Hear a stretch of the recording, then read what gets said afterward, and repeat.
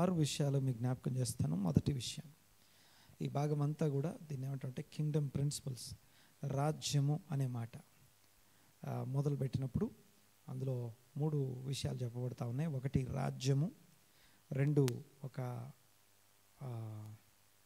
పట్టణం అనుకుంటాను, పట్టణమైన కమ్యూనిటీ, సమాజం, జనాంగము లేదా సమాజం, 3 కుటుంబం. సో ఫస్ట్ పాయింట్ ఏంటంటే, మొదటి అంశం రాజ్య నియమావళిలో మొదటి భాగం, మొదటి అంశం ఏంటంటే, అ డివైడెడ్ కింగ్డమ్ కెనాట్ స్టాండ్. తనకు తాను వేరుబడినటువంటి రాజ్యము నిలవదు, తనకు తాను వేరుబడిన కమ్యూనిటీ నిలబడదు, తనకు తాను వేరుబడిన జనాంగము నిలవదు. దేవునికి స్తోత్రం కలుగునుగాక. ఈ మాటలు నేను చెప్పడానికి నాకున్నటువంటి, నన్ను ప్రేరేపించిన అంశం. స్ట్రైట్గా మాట మీకు జ్ఞాపకం చేస్తాను. ఐ థింక్ మొన్న అనుకుంటాను, ఐక్యరాజ్య సమితి నుండి ఇస్రాయేలుకు సంబంధించినటువంటి ప్రధానమంత్రి బెంజమిన్ నెతన్యాహు గారు అక్కడి నుంచి తను మాట్లాడిన విధానం, తను మాట్లాడినటువంటి అంశం, దాన్ని దాదాపుగా చాలాసార్లు చూశాను నేను.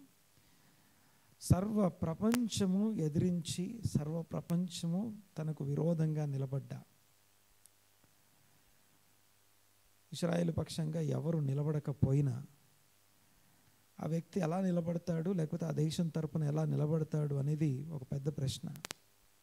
కానీ దేవునికి స్తోత్రం కలుగునుగాక, ఐక్యరాజ్య సమితి యుఎన్ నుండి మెసేజ్, లేకపోతే ఆయన మాట్లాడిన విధానం, తను, తన జనాంగము, తన రాజ్యం, తన దేశం ఎలాంటిదో, ఎలాంటి ఉద్దేశాలు కలవో, వారి మాటలు ఒక వాయిస్ ఆఫ్ కాన్ఫిడెన్స్ అంట, లేకపోతే వాయిస్ ఆఫ్ ఫెయిత్. అండ్ అంతేకాకుండా ఇంకో మాట చదువుతాం, నీతిమంతుడు ఎలా ఉంటాడట, ఎలా సింహం వలె ధైర్యంగా ఉంటాడు. సో ఆ ధైర్యాన్ని చూడగలిగాను. సో దాన్ని ధ్యానిస్తూ ఉన్నప్పుడు, ఆ మాటలన్నీ వింటూ ఉన్నప్పుడు, ఎందుకంటే ఆల్మోస్ట్ ప్రపంచం అంతా కూడా విరోధంగా ఓటేసి, ఆల్మోస్ట్ మెజారిటీ సర్వ ప్రపంచము ఇశ్రాయేలుకు విరోధంగా నిలబడ్డప్పుడు, ఆ దేశం మామూలుగా అయితే ఒకవేళ అందరం ఒక పక్క నుండి నిన్ను ఒక్కని సపరేట్ చేసి ఐసోలేట్ చేసాం అనుకోండి, నెక్స్ట్ రియాక్షన్ ఏమై ఉంటుంది చెప్పండి?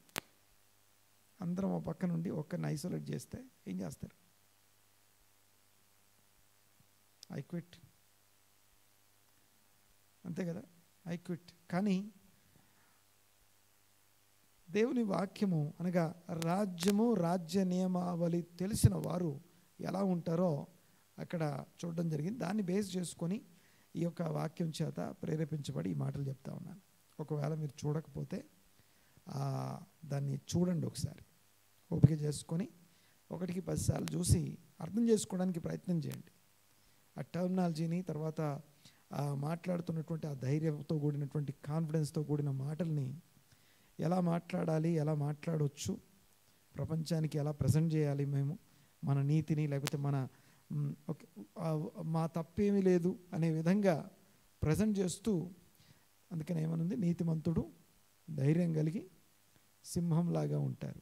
సో ఆ విషయాన్ని మనం చూస్తాం. అయితే అందులో నుంచి కొన్ని మాటలు, నేను ప్రేరేపించబడినటువంటి అంశాలు మేము ముందు పెడతాను. మొదటిది, మొదటి అంశం, కింగ్డమ్, ఒక రాజ్యము తనకు తాను వేరుపడితే అది నిలవదు. రాజ్యము లేదా సమాజము లేదా కుటుంబం, 3 అంశాలు రాయబడ్డాయి అక్కడ. తర్వాత రెండో విషయం చెప్తాను. యాక్చువల్గా అవన్నీ ఎక్స్ప్లెయిన్ చేయాలి, కానీ నేను ఎక్స్ప్లెయిన్ చేయట్లేదు, ఫాస్ట్గా ఆ మాటలు చెప్పేసి ఫైనల్ కంక్లూజన్ చేసి క్లోజ్ చేస్తాను. సెకండ్ వన్ వచ్చేసి the Kingdom of God, spiritual authority అంటాం. అనండి ఒకసారి మాట. ఆత్మ సంబంధమైనటువంటి ఆధిపత్యంతో దేవుని రాజ్యం వస్తుంది. దేవుని రాజ్యము అనే మాటని మన ఇహలోక సంబంధమైనటువంటి రాజ్యాలతో మనం కంపేర్ చేయలేము. యేసుప్రభుని అడిగాడు, నువ్వు యూదుల రాజువా అని పిలాతు అడిగితే, నా రాజ్యం ఈ లోక సంబంధమైంది కాదు అంటాడు. సో అలాగే ఇప్పుడు మాట్లాడుతున్నంత మాత్రాన నేషన్, రాజ్యము అన్నంత మాత్రాన అదేదో ఈ భూమి మీద ఉన్నటువంటి పలానా ఇన్ని దేశాల మధ్యలో ఇంకో దేశం గురించి మనం మాట్లాడుకోవట్లేదు. కానీ నీతి, న్యాయము, సత్యము, ధర్మము ఇవన్నీ కలిసినటువంటి ఇన్సైడ్ అవుట్ ట్రాన్స్ఫార్మ్డ్ సోల్స్తో నింపబడినటువంటి రాజ్యం అది. దేవునికి స్తోత్రం కలుగును గాక. ఇన్సైడ్ అవుట్ ట్రాన్స్ఫర్మేషన్ అనగా ప్రతి విధమైనటువంటి ఈవిల్ ఇంపల్స్ని అధిగమించి నీతి, న్యాయము, సత్యము, ధర్మం అనే వాటి మీద ఏర్పాటు చేయబడి కనికరము మరియు దయ, కనికరము, దయ అనబడుతున్నటువంటి ఈ యొక్క 6 అంశాల చేత ఏర్పరచబడినటువంటి రాజ్యాన్ని దేవుని రాజ్యం అంటాం. దేవునికి స్తోత్రం కలుగును గాక. కేవలం మోరల్ ఎథిక్స్ అనేవి ఇవి మానవుడు తనంతట తాను సొంతంగా చేయలేడు,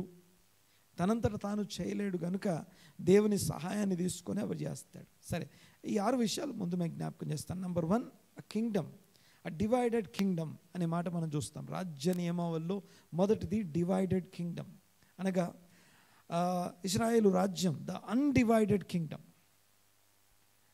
తనకి తాను వేరుపడనటువంటి రాజ్యం గనుక ఆ రాజ్యం, దేవుని రాజ్యం స్థిరంగా ఉంటుంది. ఒకటి. రెండవది స్పిరిచువల్ అథారిటీ, ఆత్మ సంబంధమైనటువంటి అథారిటీ కలిగి ఉంటుంది. స్పిరిచువల్ అథారిటీ అంటే ఇప్పుడు చదివినటువంటి వాక్యంలో నేను ఈ దయ్యాల్ని వెళ్ళగొట్టేది దేవుని ఆత్మతో గనక అయి ఉంటే అని మీరు తెలుసుకుంటే, అది మీరు చూస్తే, మీరు తెలుసుకోవాల్సిన విషయం ఏంటంటే దేవుని రాజ్యం వచ్చి ఉంది. దేవుని రాజ్యము స్పిరిచువల్ అథారిటీని బేస్ చేసుకొని ఉంటుంది అనండి ఒకసారి అన్నమాట. కొంచెం గట్టిగా అనండి అన్నమాట. స్పిరిచువల్ అథారిటీ, దేవుడు ఏలేది, దేవుడు ఏలుట ఆత్మలో నుండి ఏరుతాడు. పుస్తకాల్లో నుండి ఏలడు, లేకపోతే కొన్ని రూల్స్లో నుండి కాదు, కానీ ఆత్మలో నుండి ఏళ్తాడు. ఆత్మ వలన, ఆత్మలో నుండి ఏళ్తాడు. ఈవెన్ వాక్యం మనం చదువుకునే ఈ వాక్యం కూడా, ఈ పుస్తకం కూడా, నేను చేతిలో పట్టుకున్న పుస్తకం ఉంది కదా, ఈ పుస్తకాన్ని ఎవరు రాశారని అడిగితే ఒక డెఫినేషన్ ఏంటో తెలుసా? A group are some people, కొంతమంది గ్రూప్ ఆఫ్ పీపుల్, కొంతమంది మనుషుల యొక్క ఒపీనియన్ చదువుతున్నాం మనం. అర్థమైందా? ఏం చదువుతున్నాం మనం? కొంతమంది మనుషుల యొక్క, కొంతమంది ప్రజల యొక్క ఒపీనియన్, అది నేను పట్టుకుంది. మరి ఒరిజినల్ బైబిల్ ఏంటి అంటే వర్డ్ ఈజ్ స్పిరిట్, వాక్యము ఆత్మ అయి ఉన్నది అనండి ఒకసారి. ఆ ఆత్మ నాకు బయలుపరిచి నాకు ఒక స్టేట్మెంట్ ఇచ్చింది. ఆ స్టేట్మెంట్ ఇక్కడ మీకు స్క్రీన్ మీద పెట్టాను. ఆ స్క్రీన్ మీద ఉన్న స్టేట్మెంట్ మీరు ఎలా చదువుతున్నారు, ఏం చదువుతున్నారంటే దాన్ని బైబిల్ కాదు, అది that's not the word. Spirit, word spirit అయి ఉండగా, వాక్యము ఆత్మ అయి ఉండగా, ఆ ఆత్మ నన్ను ప్రేరేపించిన దాన్ని బట్టి ఆ టెక్స్ట్ పుట్టింది. నేను పట్టుకున్నటువంటి బైబిల్ అన్నీ కూడా, ఈ తెలుగు బైబిలో, ఇంగ్లీష్ బైబిలో ఏదో ఒకటి చేతిలో పట్టుకున్నాం కదా, ఆ బైబిల్ అన్నీ కూడా ఒక గ్రూప్ ఆఫ్ పీపుల్, కొంతమంది ప్రజలు, వాళ్ళు వాక్యాన్ని వాళ్ళు అర్థం చేసుకున్నటువంటి వాళ్ళ అభిప్రాయాన్ని చదువుకుంటున్నాం. రైట్, గమనించండి ఒకసారి. అయితే నేను మాట్లాడేది ఏంటంటే, అంటే ఒక బుక్ రాసి, లేకపోతే ఒక రూల్ బుక్ రాసి, ఈ బుక్ ప్రకారం ఇదిగో ఈ రాజ్యాంగం ప్రకారం రాజ్యం నడుస్తుంది అని చెప్పట్లేదు. సెకండ్ రూల్ ఏంటంటే స్పిరిచువల్ అథారిటీ. స్పిరిచువల్ అథారిటీని బేస్ చేసుకొని, స్పిరిచువల్ అథారిటీతో దేవుని రాజ్యం పనిచేస్తుంది భూమి మీద.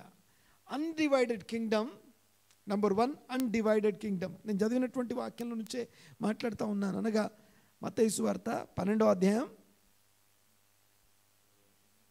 22 నుండి 37 వరకు అందులో ఉన్న 6 ప్రిన్సిపల్స్ని నేను మాట్లాడుతూ ఉన్నాను. కింగ్డమ్ ప్రిన్సిపల్స్ అంటాం వీటిని. Number 1 undivided Kingdom. నంబర్ 2 ఏం చెప్పాను? Spiritual authority. నంబర్ 3 చూడండి ఒకసారి, binding the strong man. Binding the అంటే ఏంటో తెలుసా? Overcoming evil to claim victory. అంటే ఒక మనిషి బలవంతుడు అనండి ఒకసారి. బలవంతుడు అంటే ఏంటో తెలుసా? గెలిచేది ఎవరినో తెలుసా? ఓకే, ఏమనుంది అక్కడ? ఏం చదివారు మీరు?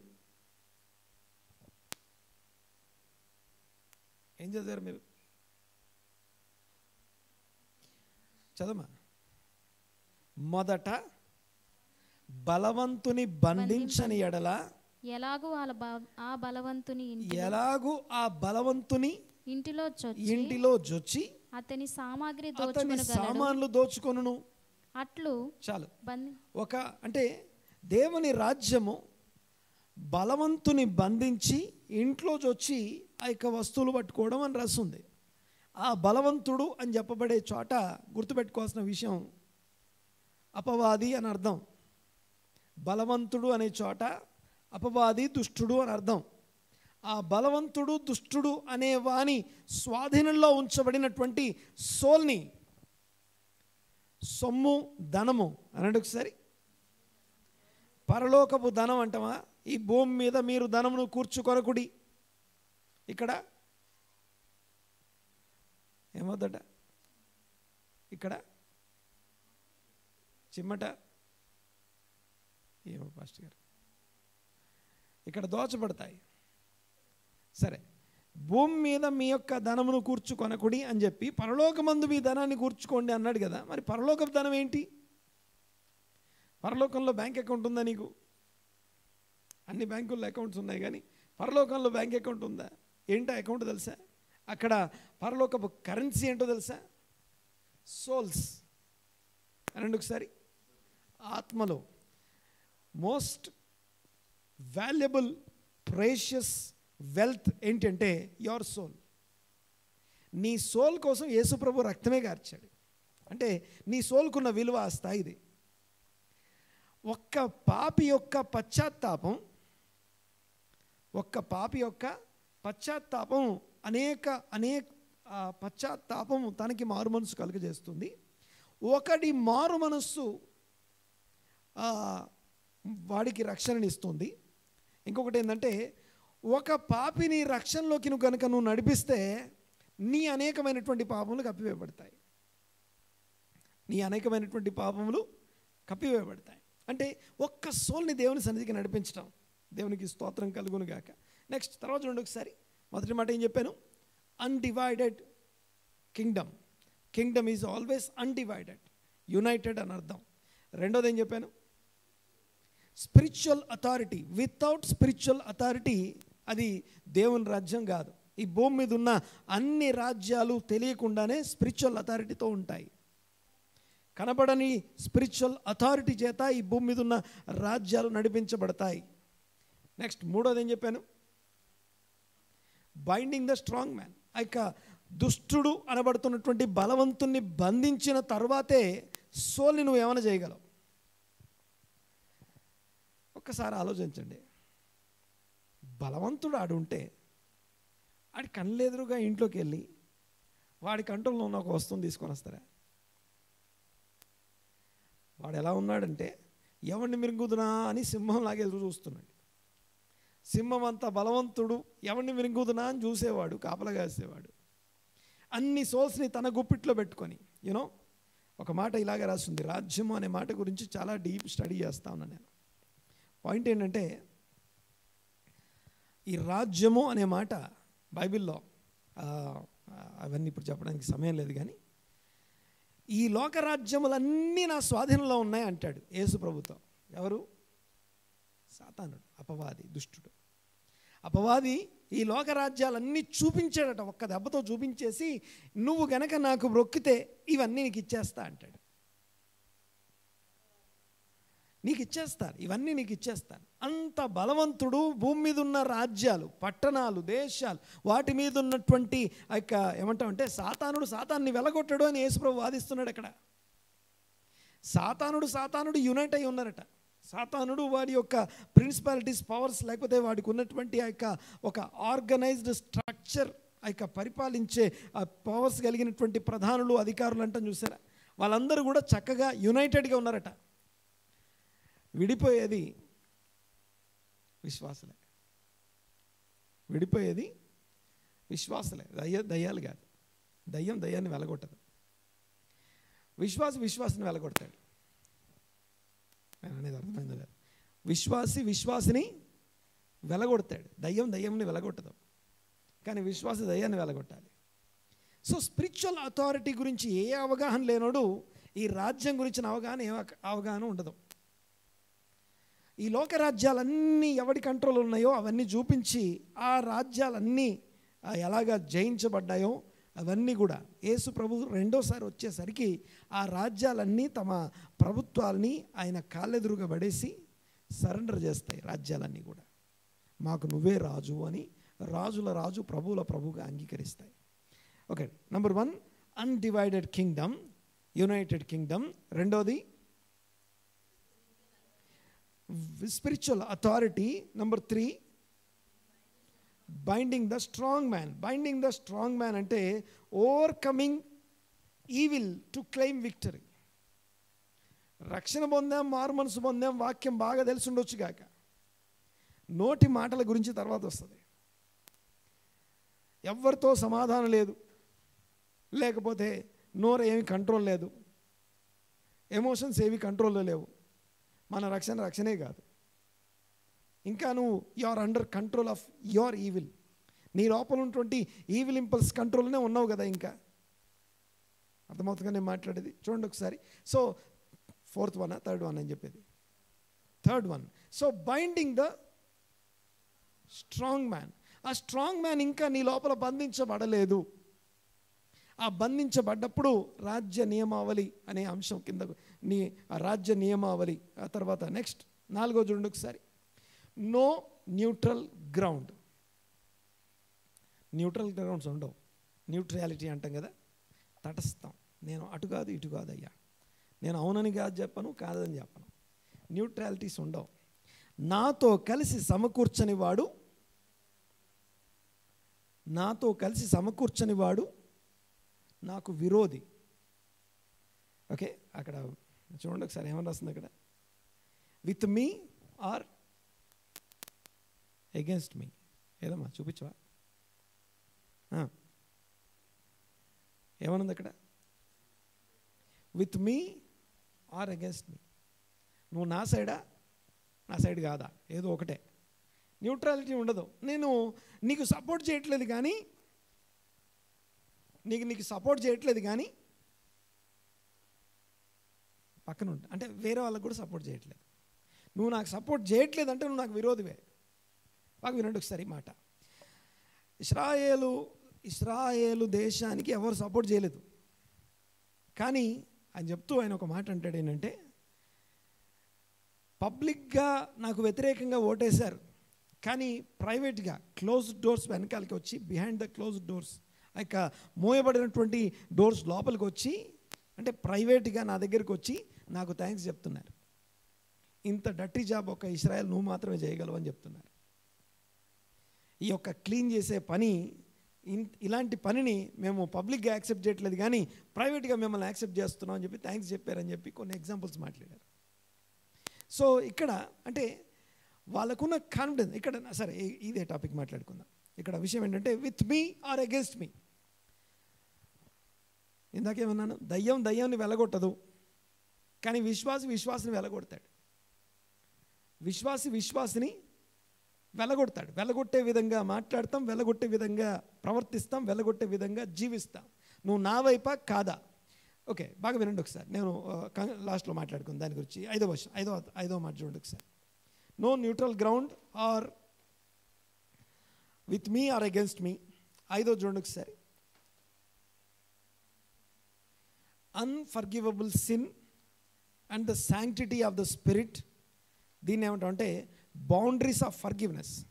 క్షమాపణకి ఒక బౌండరీ ఉంది అనేది ఈ రాజ్యంలో ఉంది. దేవుని రాజ్యంలో క్షమాపణకి ఒక హద్దులు ఉన్నాయి. ఎక్కడి హద్దులు అంటే, మనుష్య కుమారునికి విరోధంగా నువ్వేమన్నా చేయి, యు ఆర్ ఫర్గివెన్. బట్ ఏ పరిశుద్ధాత్ముడైతే అందరినీ ఐక్యపరచడానికి తన వాక్కు ద్వారా, ఇందాక మాట్లాడాం కదా, వాక్యము అంటే పర్టిక్యులర్ రిటర్న్ టెక్స్ట్ కాదు కానీ spirit is word is spirit.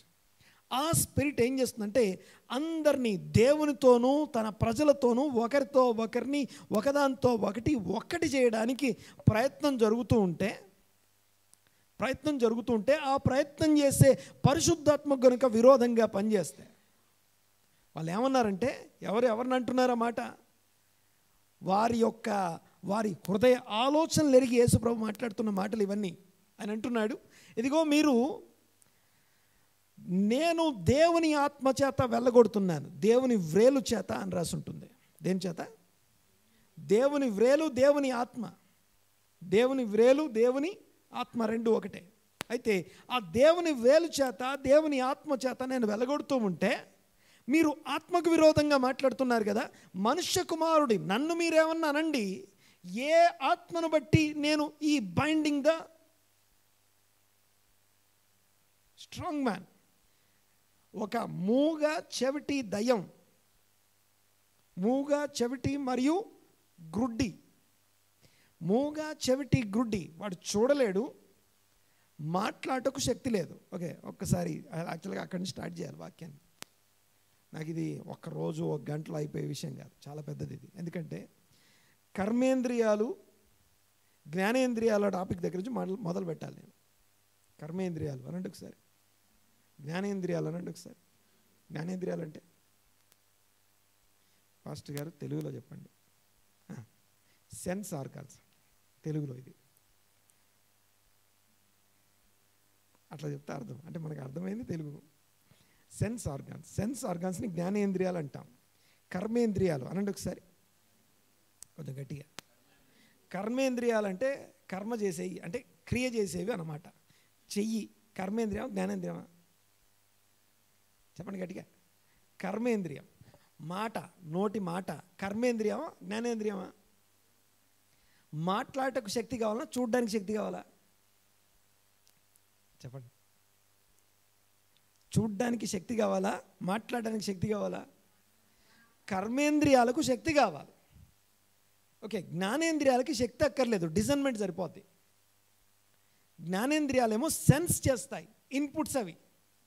జ్ఞానేంద్రియాలు ఇన్పుట్స్, కర్మేంద్రియాలు అవుట్పుట్స్. అయితే వాడి ప్రాబ్లం ఏంటంటే, స్ట్రాంగ్ మ్యాన్ చేత వాడు ఎలా బంధించబడ్డాడంటే, వాడి ఇన్పుట్ వాడి కంట్రోల్నే ఉంది, వాడి అవుట్పుట్ ఆయన కంట్రోల్నే ఉంది. గుడ్డివాడు అంటే గుడ్డితనం, అంటే చూడడానికి శక్తి అక్కర్లేదు, అది జ్ఞానేంద్రియం. పర్స్పెక్టివ్ అంటాం. ఈ భూమి మీద అందరం చూస్తున్నాం అనుకుంటాం అంతే. మనకు తెలియని అజ్ఞానం, మూర్ఖత్వం ఏంటంటే మనకు తెలిసిందే అంతా అనుకోండి. నా అంత జ్ఞాని ఎవరు లేడు అన్నట్టు ఉంటుంది. నాకు తెలిసిందే అంతా అన్నట్టు బతికేస్తాం. సో స్ట్రాంగ్ మ్యాన్ వాడి యొక్క ఇన్పుట్ అయినటువంటి డిజైన్మెంట్ని, చూసేదాన్ని, వినేదాన్ని బంధించాడు. ఒకటి. రెండు, మాట్లాడటకు శక్తి. అంటే వాడికి ఆ యొక్క, చూడండి ఒకసారి, ప్రతి సోల్కి ఇన్పుట్ ఉంది, అవుట్పుట్ ఉంది. ఇన్పుట్ ఏమో జ్ఞానం, అంటే డిజైన్మెంట్ అంట. ఇన్పుట్కి ఏమో డిజైన్మెంట్, జ్ఞానం ఉంటుంది, అవగాహన, జ్ఞానము, తెలివి, వివేచన, ఇవన్నీ వాడతాం. అవుట్పుట్ వచ్చేసి కర్మేంద్రియాలు, అనగా చేతులు, మాటలు, కాళ్ళు, నడక, నువ్వు నడవాలి. ఓకే, బాగా వినండి ఒకసారి. చాలామంది we believe in the finished work of Jesus Christ. Yesu ప్రభు చేసి ముగించిన కార్యాన్ని నమ్ముతున్నా. ఆయన ముగించిన తర్వాత నువ్వు ముగించాల్సినవి కూడా ఉన్నాయి. ఓకే, ధరించుకో అంటే నేను చేయమని చెప్తున్నాడు. నవీన స్వభావాన్ని ఆయన ధరింపజేస్తాడని లేదు. కర్మ నీ దగ్గర ఉంది. కర్మ అంటే, డోంట్ టేక్ మీ రాంగ్, కర్మ అంటే క్రియ అని అర్థం. ఓకే, నేను తెలుగులో మాట్లాడతాను. కర్మ కాదు. ఓకే, కర్మ కాదు. కర్మ అనేది బ్యాడ్ వర్డ్. ఓకే, నా కర్మ అంటాం కదా, దట్స్ బ్యాడ్ వర్డ్. ఓకే, కర్మ అనేది మంచిది. కర్మ అంటే క్రియ చేయడం, క్రియ అని అర్థం. ఓకే, పాయింట్ ఏంటంటే, సరే, స్ట్రాంగ్ మ్యాన్ అనగా బలవంతుడు, దుష్టుడు, అపవాది, అబద్ధికుడు, ఆది నుండి అబద్ధికుడు అనే బలవంతుడైన వాడు ఒక్కొక్క సోల్ని బంధించుకుంటూ వెళ్ళిపోతున్నాడు. ఎలా బంధించబడ్డామంటే, మన పర్స్పెక్టివ్, మనం చూసేది తప్పే, వినేది తప్పే. మనం చూసేది అసత్యమే, అబద్ధమే. వినేది, డిజైన్ చేసేది, గ్రహించేది అంతా కూడా అబద్ధమే లోపలికి పోయింది. అక్కడ అంటున్నాడు, హృదయం నిండిన దాన్ని బట్టి నోరు మాట్లాడుతూ ఉంది. అయితే యాక్చువల్గా చెవిటి, మోగ అనే క్రియ అనే, మాట్లాడటకు శక్తి అనే పదం చూస్తాం అక్కడ. గుడ్డివాడును, మాట్లాడటకు శక్తి లేని వాడైనటువంటి వాడిని స్పిరిచువల్ అథారిటీతోని, ఆత్మతో వాడిలో ఉన్న దయ్యాన్ని వెళ్ళగొట్టిన తర్వాత వాడు మాట్లాడటకు శక్తి పొందుకున్నాడు, చూపు పొందుకున్నాడు.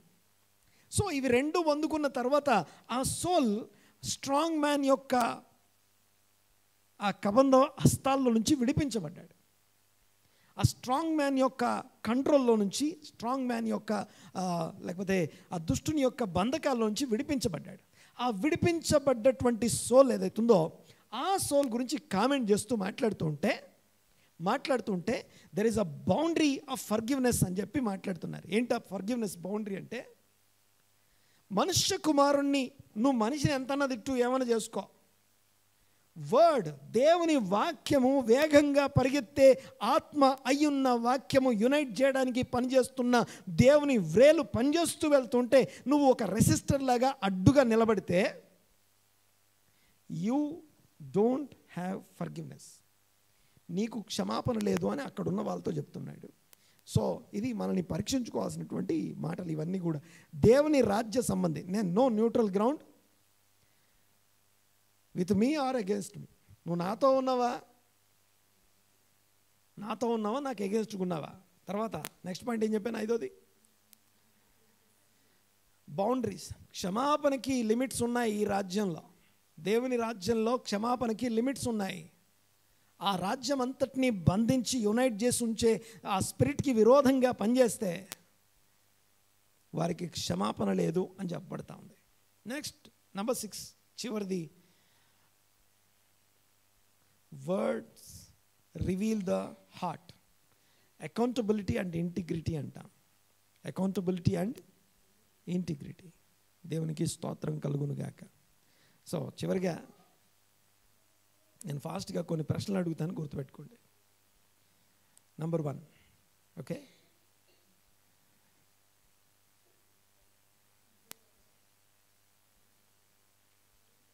ఓకే 8 ప్రశ్నలు.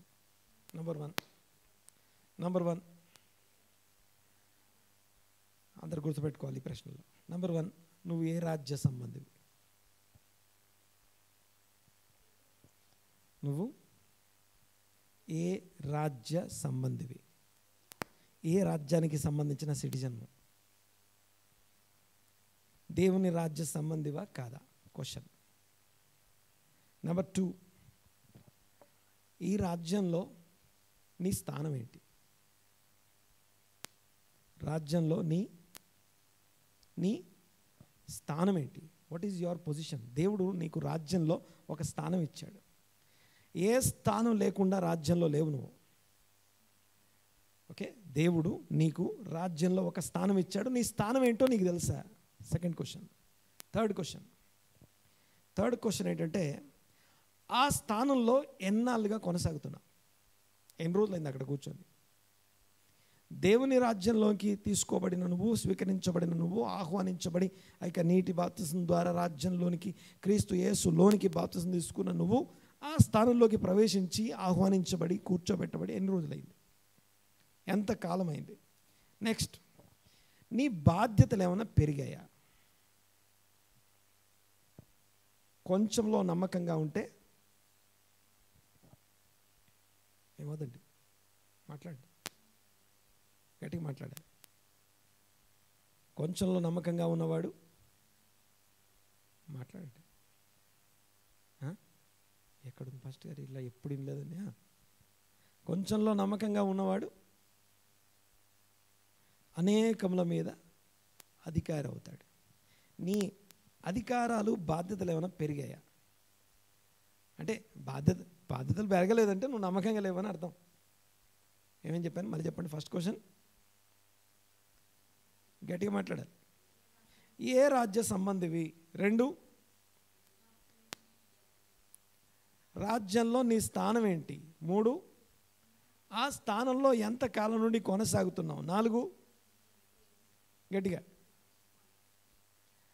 నీ యొక్క బాధ్యతలు ఏమైనా పెరిగాయా? బాధ్యతలు ఏమైనా పెరిగాయా? లేకపోతే ఇక నెక్స్ట్ క్వశ్చన్, ఏమన్నా సోల్స్ని పట్టుకొచ్చి రాజ్యంలోకి చేర్చావా? ఆత్మల్ని ఏమన్నా సంపాదించావా? డైరెక్ట్గా అడుగుతున్నాను ఈ క్వశ్చన్. 5వ ప్రశ్న, ఓకే, ఆత్మలు సంపాదించబడుట. నేను అలా నడుస్తూ వెళ్తూ ఉంటే, నేను పేతురు లాంటి పాస్టర్ గారు, నేను అలా నడుస్తూ వెళ్తుంటాను, నా నీడబడి అనేకులు స్వస్థపడతా ఉండి వాళ్ళు దేవుని తట్టు వెళ్ళిపోతుంటారు. నిజంగా అలా ఉంటే దేవునికి స్తోత్రం. ఓకే, నువ్వు నడుచుకుంటూ వెళ్తే నీ నీడ వాళ్ళ మీద పడితే వాళ్ళు దేవుని తట్టు తిరిగి విడుదల పొంది వారు స్వస్థతలు పొంది విడుదల పొందుతూ ఉంటే, విడుదల స్వస్థతలు ఆ దేవుని రాజ్యంలో చాలా ప్రధానమైనటువంటివి. విడుదలలు స్వస్థతలు ఇవి చాలా ప్రధానమైనటువంటివి. అయితే గమనించండి ఒకసారి, నువ్వు నీ నీడ వాళ్ళ మీద పడి అనేకులు దేవుని తట్టు తిరుగుతుంటే మంచిది, అంతేగాని వాళ్ళ మీద నువ్వు నడవకపోతే మేలు. వాళ్ళ మీద పడి మనం నడవకపోతే మంచిది.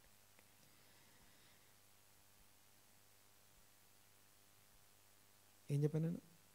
ఎన్ని ఇప్పటికి 5. 6th క్వశ్చన్, నీకు ఫాలోవర్స్, నిన్ను ఫాలో అయ్యే వాళ్ళు ఏమైనా తయారయ్యారా? అనుచరులు లేకపోతే శిష్యుల్ని ఏమైనా తయారు చేసేవా? రాజ్య సంబంధులు శిష్యులు. యాక్చువల్గా యేసు ప్రభు శిష్యులు, రాజ్య సంబంధులు. ఒక శిష్యుడు ఇంకో 10 మంది శిష్యుల్ని తయారు చేయగలడు. ప్రతి శిష్యునికి ఉన్న పొటెన్షియల్ కెపాసిటీ మినిమం 10 మెంబర్స్ని లీడ్ చేయగలడు. ఓకే, బైబిల్లో 10 men అంటాం. ఎంత? 10 మంది పురుషులు కలిస్తే అంతే సర్వనాశనం. 10 మంది అనండి ఒకసారి, ఎంతమంది? 10 menని కనుక నువ్వు లీడ్ చేయగలిగినంటే you are the most powerful person spiritually. 10 men. ప్రతి పురుషుని యొక్క కెపాసిటీ, పొటెన్షియల్ ఏంటంటే 10 కుటుంబాలని నడిపించగలడు, 10 కుటుంబాలని లీడ్ చేయగలడు. కానీ విషయం ఏంటంటే అలాగా 10 మంది అనుచరులను లేకపోతే ఏమన్నా అనుచరులను ఎవరన్నా మన వాళ్ళు ఎవరన్నా తయారయ్యారా మన దగ్గర? ఇకపోతే శత్రు రాజ్యానికి ఏమైనా నష్టం కలిగించావా? ఇవన్నీ క్వశ్చన్స్ అన్నీ కూడా ఆ యొక్క ఇజ్రాయెల్ ప్రైమ్ మినిస్టర్ మాట్లాడుతున్న మాటల్లోంచి నాకు వచ్చినటువంటి విషయాలు ఇవి. ఒకటి సోల్స్ని సంపాదించావా అని అడిగాను కదా, అంటే సోల్స్ని నువ్వు ప్రొటెక్ట్ చేసే విధంగా ఏమైనా చేసావా, లేదా శత్రు రాజ్యానికి ఏమైనా నష్టం కలిగించావా? ఓకే, శత్రు రాజ్యానికి ఏమైనా నష్టం కలిగించావా? ఇకపోతే నీ రాజు నిన్ను బట్టి సంతోషిస్తున్నాడు. నీ రాజు నిన్ను బట్టి సంతోషిస్తున్నాడు. ఇక లాస్ట్ అండ్ ఫైనల్, రాజ్యంలో నీ లక్ష్యం ఏంటి? దేవుని రాజ్యంలో, రాజ్యం వీఆర్ ద హెవెన్లీ సిటిజన్స్ అని రాసుకుంటాం, మాట్లాడతాం, బాగానే ఉంది. మేము పరలోక పౌరులం అని చెప్పి మాట్లాడుకుంటాం. పరలోక పౌరసత్వం మాకు ఉంది, బాగానే ఉంటుంది. కానీ what is your aim, what is your ambition in the Kingdom of God? అందులో చెబుతాం ఒకసారి. ఈ మాటల్ని కొద్దిగా ఈ వారం అంతా చదవడానికి, ధ్యానించడానికి ప్రయత్నం చేయండి. అందులో నుంచి చాలా విషయాలు మనం నేర్చుకోవాల్సిన విషయాలు దాచబడి ఉన్నాయి. చివరిగా అందులో మీరు అబ్జర్వ్ చేస్తే, నువ్వు మాట్లాడే ప్రతి మాటను బట్టి, మాటల్ని బట్టే నువ్వు నీతిమంతుడువా కాదా తీర్చబడుతుంది. మాటని బట్టే నువ్వు నీతిమంతుడువా కాదా తీర్చబడుతుంది. ఒక విషయం చెప్పేసి నేను క్లోజ్ చేస్తాను. ఇప్పుడు సంఘంలో జ్ఞానులు, అవగాహన కలిగిన మేధావులు ఉన్నారు, అవగాహన లేని వీళ్ళు కూడా రాజ్య పౌరులే కదా. దాన్ని పరమగీతలు ఏమని రాస్తుందో తెలుసా? నాకు ఒక చిన్న చెల్లెలు కలదు అని రాసి ఉంటుంది. నాకొక అనండి ఒకసారి, కొంచెం అనండి గట్టిగా. ఓ చిన్న చెల్లెలు ఉంది, ఆ చెల్లెలకి ఇంకా పాపం తెలివి రాలేదు. అలాంటి తెలివి లేని అనేక మంది చిన్న చెల్లెళ్ళు సంఘంలో చాలామంది ఉన్నారు. వాళ్ళని ఏమని పిలుస్తున్నాడు ఆయన? నాకొక, గట్టిగానండి అన్నమాట, చిన్న చెల్లెలు ఉంది. చిన్న చెల్లెల్ని ఎట్ట చూడాలని అట్ట చూడమని చెప్తున్నాడు. జ్ఞానం, అవగాహన కలిగిన వాళ్ళకి అన్నమాట. ఓకే, బలవంతులై ఉండి రాజ్యంలో స్థానంలో ఉండి చిన్న, అంటే వాళ్ళేమి రాజ్య విరోధులు కాదు. రైట్. మాటల్ని బట్టే మనం నీతిమంతులంగా తీర్చిపడతాం. అదే మాటల్ని బట్టే మనం అవినీతి పరులమని కూడా తీర్చబడతాం. మనం మాట్లాడే మాటలకి లెక్క అప్పచెప్పాల్సి ఉంటుంది. దేవుని రాజ్యంలో మాటలు చాలా ప్రధానమైనవి. అవి మన క్యారెక్టర్ని తెలియజేస్తాయి. తలలో ఉంచి కళ్ళు మూసుకొని ప్రార్థన చేద్దాం ఒకసారి. పరమ తండ్రి, మా దేవా, వందనాలు, స్తుతులు, స్తోత్రము నాయన. మరొక ఉదయకాలము మొదటి సర్వీస్లో ఇలా కలుసుకోవడానికి కృపనిచ్చారు. మీకు వందనాలు చెల్లిస్తున్నాను. సంఘాన్ని, సమాజాన్ని మీరు కడుతున్న విధానాన్ని బట్టి మీకు వందనాలు. మాకు వేయబడిన ఈ ప్రశ్నలకు మేము ఎటో చూడక పరపరీక్ష కోసం కాదు కానీ స్వపరీక్షకు ఆ ప్రశ్నలు వాడబడ్డకు కృప దయచేయండి. సంఘమునకు చేర్చబడిన ప్రతి విశ్వాసి తనని తాను, నన్ను నేను పరీక్షించుకోవడానికి ఈ ప్రశ్నలు పదే పదే మమ్మల్ని వెంబడించి వెంటాడి ఉజ్జీవింపజేసి పురికొల్పి రోషముతో నింపునుగాక. సంఘములో ఉన్న ప్రతి సోల్, సమాజంలో ఉన్న ప్రతి సోల్, ఈరోజు వాక్యం విన్న ప్రతి సోల్, అలాగే ఆన్లైన్లో మమ్మల్ని చూస్తున్న వారు, వాక్యం వింటున్నవారు, వందనాలు, స్తోత్రనైనా. సంఘాలు, సేవకులు, కుటుంబాలు, ఈ షాሎም కాన్వెంట్ చర్చ్ సంఘాలన్నీ కూడా ఎవరెవరైతే ఈ వాక్యం వింటున్నారో వాళ్ళందరి పక్షంగా విజ్ఞాపన చేస్తున్నాను. ఈ మాటల్ని బట్టి ప్రతి వ్యక్తి, ప్రతి సోల్ స్వపరీక్షకు మాత్రమే ఈ ప్రశ్నలు వినియోగించుదురుగాక.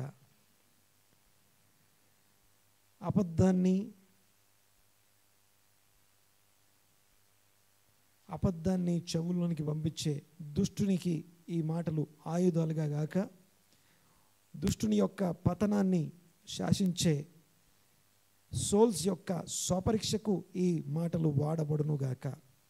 పరిశుద్ధాత్మదేవ, ప్రతి సోల్ని మీ హస్తాలకు అప్పగిస్తున్నాం. ప్రతి వ్యక్తిని మీ కృప కిందికి తీసుకొస్తున్నాం. ఇదిగో వారిని మీ హస్తాల్లో పెడుతున్నాం ప్రభువా. ఈ వారమంతా వారిని ఇదిగో వారిలో ఉన్న లోకమును ఒప్పింపజేయండి. లోకమును, పాపమును ఒప్పింపజేసే పరిశుద్ధాత్మ పరమ తండ్రి మీకు వందనాలు. నీతిని ఒప్పింపజేయండి, రాజ్యంలో స్థిరపరచండి. ఏ స్పిరిచువల్ బాండ్స్తో మీ బిడ్డలు ఉన్నారో, బంధకాల్లో ఉన్నారో, ఇప్పుడే నజరేయుడైన యేసుక్రీస్తు నామమున ప్రతి బంధకము వాటంతటవే ఊడి నేల పడునుగాక. డిసన్మెంట్, మనోనేత్రాలు వెలిగించబడి జ్ఞాన ప్రత్యక్షతలు కలిగిన మనస్సు ప్రతి సోల్కి ఇప్పుడే అనుగ్రహించబడునుగాక. స్తోత్రునైనా, జ్ఞాన ప్రత్యక్షతలతో సోల్స్ని నింపండి. జ్ఞానం లేక నా జనులు నశిస్తున్నారన్నారు.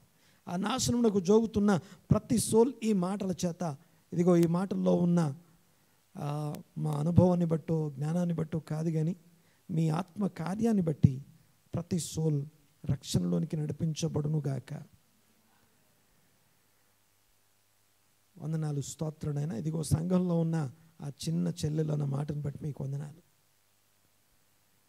అవగాహన లోపంతోనూ, వయస్సు, అవగాహన, జ్ఞానము, తెలివి, వివేచన లేనటువంటి ఆ చిన్న చెల్లెళ్ళు కాపాడబడుదురుగాక, ప్రొటెక్ట్ చేయబడుదురుగాక. సమస్త ఘనత, మహిమ, ప్రభావం మీకే ఆరోపిస్తున్నాం. క్రీస్తు గొప్ప నామన సంఘాన్ని, సమాజాన్ని వర్ధిల్లజేసి దీవించి ఆశీర్వదించి స్థిరపరచమని ప్రార్థిస్తున్నాం. ఇదిగో ప్రతి విధమైనటువంటి ట్రాప్, ప్లాట్, ప్లాన్, వాక్యానికి, రాజ్యానికి, పరిశుద్ధాత్మకు విరోధంగా పనిచేస్తున్నటువంటి థాట్స్ యేసుక్రీస్తు నామమున ఇప్పుడే అవి విఫలమై నశించునుగాక, అవి నిర్వీర్యంగా మార్చబడునుగాక. స్తోత్రం నాయన, మీకు వందనాలు చెల్లిస్తున్నా. దుష్టుని యొక్క పన్నాగాలు, ఇదిగో ఉరులు, వలలు తెంపబడునుగాక. ఆ ఉరులు, ఉచ్చుల్లో ఇరుక్కోక సోల్స్ కాపాడబడుదురుగాక. సులువుగా చిక్కులబెట్టు పాపమును విడిచిపెట్టి యేసు వైపు చూస్తూ, యేసు అడుగు జాడల్లో నడుస్తూ దుష్టుని అధిగమించి, దుష్టత్వాన్ని అధిగమించి గురి యొద్దకు పరుగు పందెంలో ప్రతి ఒక్కరూ ఓపికతో పరిగెత్తడానికి కృప దయచేయమని వేడుకుంటూ, సంఘ క్షేమాభివృద్ధికి ఈ మాటల్ని స్థాపించి ముద్ర వేసి స్థిరపరచమని అడుగుతూ, క్రీస్తు గొప్ప నామమున ఈ ప్రార్థన అడిగి వేడుకొంచున్నాము తండ్రి. ఆమేన్. అలాగే